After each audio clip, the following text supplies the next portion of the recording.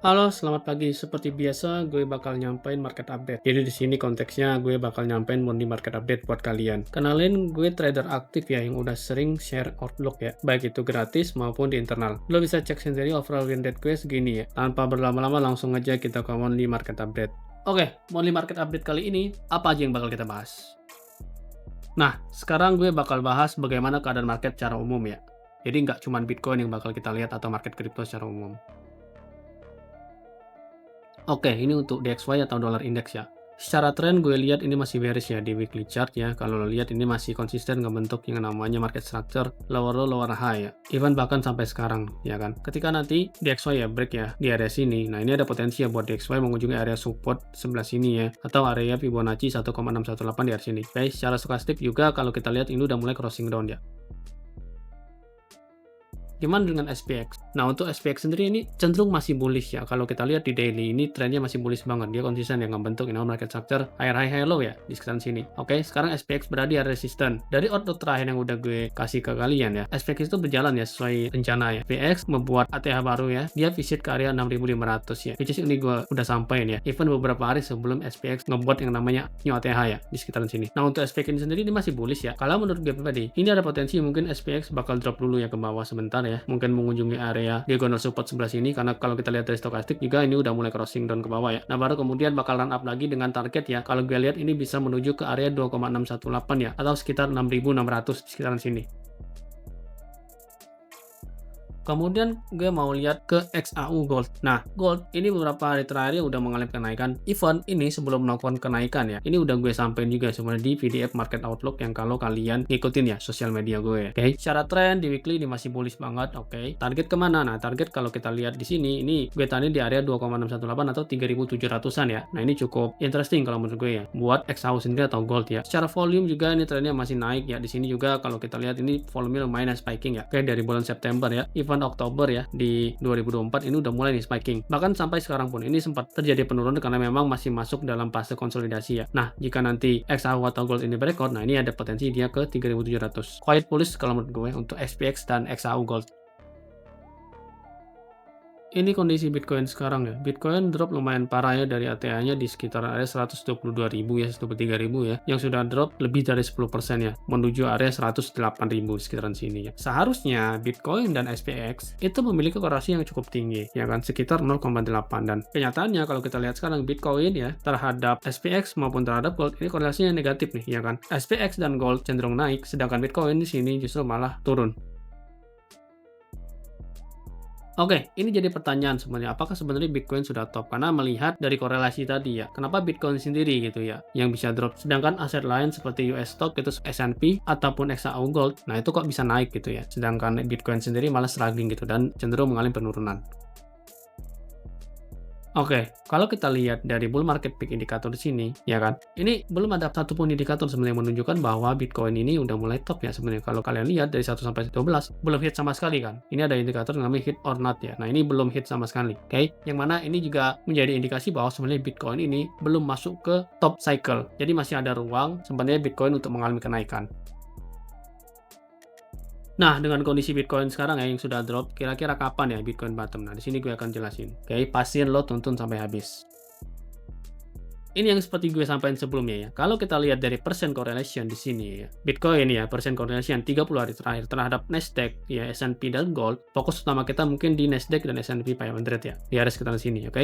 Dimana kalau kita lihat ada di garis hijau ya dan juga garis biru ya. Kalau kalian lihat di sini harusnya Bitcoin ya itu memiliki korelasi yang cukup positif di area sekitar sini. Sedangkan kalau kalian lihat di sini garis tengah di sini, ini tuh artinya garis 0 ya, oke? Nah, ini udah lewat nih dari garis 0, berarti korelasi Bitcoin ya terhadap Nasdaq, S&P, itu Gold itu udah cenderung negatif. Nah, berdasarkan dari data ini, nah kalian bisa lihat sebenarnya kan di bulan Juli dan Juni korelasi Bitcoin ya terhadap Nasdaq dan S&P ini sempat negatif, oke, dan market akhirnya run up ya, oke. Jadi ini bisa jadi indikasi bottom sebenarnya.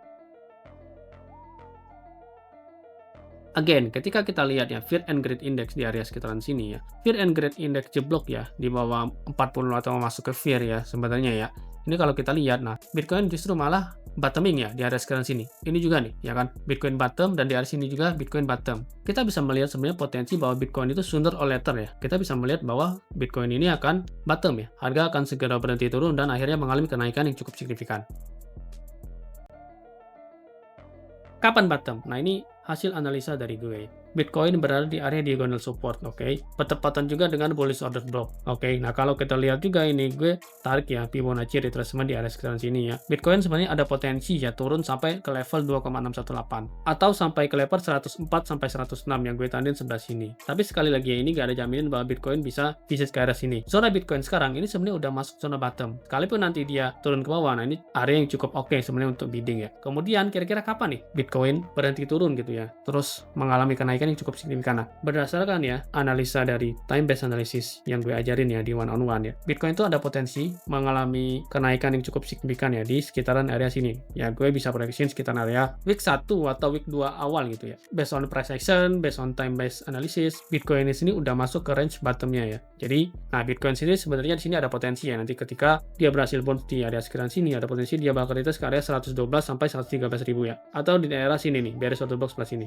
Even kalaupun semisal Bitcoin ya nggak bisa menahan di daerah sekitaran sini dan jebol ke area 100.000, ini masih jadi area yang cukup oke buat bidding ya. Karena kenapa? Nah, area bawah sini ini menjadi area psikologis resistant 100.000, mungkin di area 97.000 sampai 100.000 ya. Ini masih menjadi area yang cukup oke untuk bidding.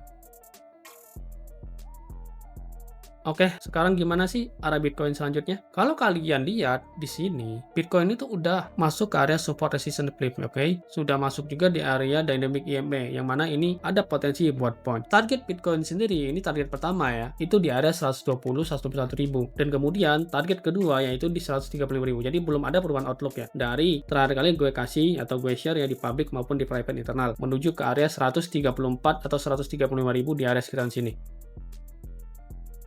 Gimana kalau kita melihat sebenarnya Bitcoin ya untuk di bulan September ini sendiri? Kalau kita lihat secara quarter, sebenarnya Q3 ini rata-rata return ya, average-nya itu kecil sekali ya, itu di 5%, sedangkan di bulan-bulan lain itu even lebih dari 20% ya. Ini paling kecil ya kan. Memang kalau kita lihat Q3 ini memang potensi sideways yang cukup parah ya. Jadi untuk Q3 ini sendiri kita bisa berekspektasi bahwa bisa jadi sebenarnya di Q3 ini tetap bakal bullish ya. Cuman mungkin kenaikannya tidak cukup signifikan. Atau bisa jadi sebenarnya kita mendapatkan drawdown yang cukup tinggi di Q3 ini ya. Oke, nah kalau kita lihat juga sebenarnya di Q4 ini cukup prospek ya. Kalau kita lihat ini return ya paling tinggi itu di Q4 ya kan. Even kalau kita lihat tarik rata-ratanya ini sekitar 85%, ini cukup tinggi dan paling tinggi sebenarnya di antara yang lain.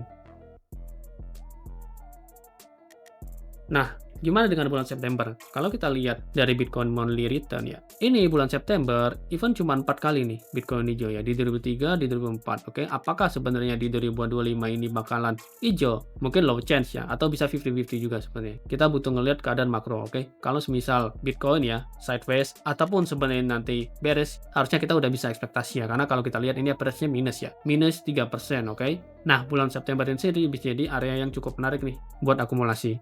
Karena kalau kita lihat bulan Oktober, bulan November, nah ini bakal jadi bulan ya yang cukup bullish untuk Bitcoin sendiri.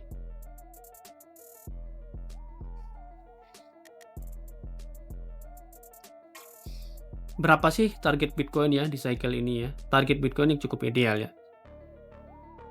Oke, kalau kita lihat dari M2 money supply ya, atau M2 liquidity index, kalau kita lihat dari sini ya kan, sebenarnya Bitcoin itu masih ada chance ya buat visit ke area 160.000 bahkan sampai ke 170.000 di area sekitaran sini, oke? Jadi ini bisa jadi target yang cukup konservatif ya untuk Bitcoin sendiri ya, mengingat sebenarnya Bitcoin ini cukup sensitif dengan perubahan dari M2 money supply atau liquidity index ya.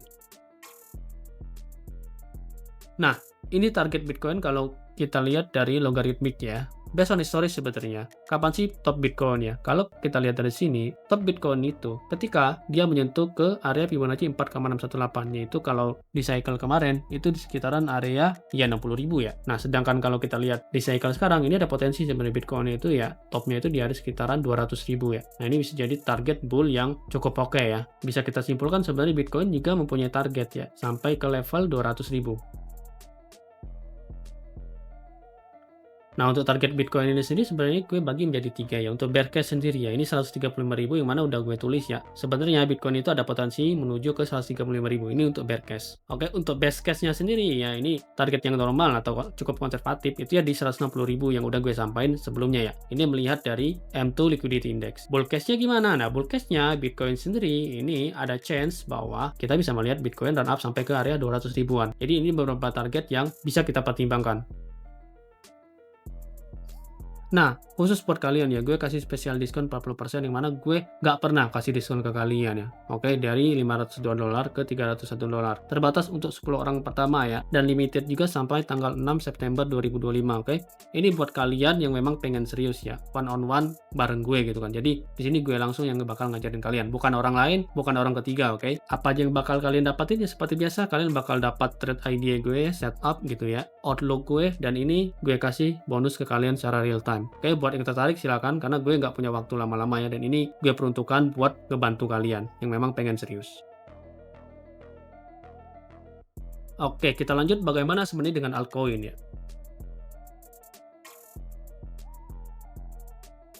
Oke, kita cek Bitcoin dominance terlebih dahulu. Nah, Bitcoin dominance ini secara tren ya, sebenarnya di daily ini masih cukup bearish ya. Oke, dan masih cukup oke. Kalau kita lihat ini masih konsisten nggak bentuk market structure bearish ya, atau lower low, lower high di area sekitaran sini. Bitcoin dominance juga ini terpantau udah break ya, support di bawah area 59% yang gue tandain dari sekitaran sini, oke. Untuk target berikutnya itu ada chance ya kan bakal mengunjungi ke 57,33% di area sekitaran sini atau 57%, dan kemudian jika break di area sini, ini ada chance Bitcoin dominance akan mengalami penurunan ya sekitar 6% ya ke area sekitaran 55% di area sekitaran sini. Ini quiet bullish ya untuk altcoin sendiri sebenarnya. Nah, kemudian others kalau kita lihat dari sisi weekly, ini trennya masih bullish banget, ini konsisten ya. Dia ngebentuk market structure higher high, higher low di area sekitaran sini nih. Ada chance bahwa others market cap ya kan, ini bakal revisit kembali ke area resistance sebelah sini, yaitu ke 465 billion. Yang mana ini quiet bullish sebenarnya untuk berbagai altcoin ya.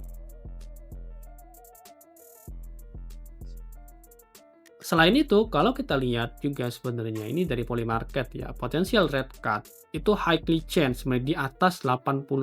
Nah, ini tinggi banget. Bakal terjadi red cut, oke, di September 17. Nah, ini juga mendukung tesis kita bahwa sebenarnya Bitcoin sooner or later bakal ngebuat ATH baru, oke. Ini tentunya informasi yang cukup bullish ya. Kalian bisa mempersiapkan, tentu kalian juga harus punya plan ya, jangan all in gitu kan, tetap harus punya risk management yang bagus, tahu kapan harus cut loss, dan tahu kapan harus take profit. Oke, sekian informasi dari gue. Kalau kalian ngerasa bermanfaat, jangan lupa subscribe dan follow semua sosial media gue, biar lo nggak ketinggalan update-nya. Dan jangan lupa juga buat lo join grup Discord, karena gue kasih informasi real time di situ.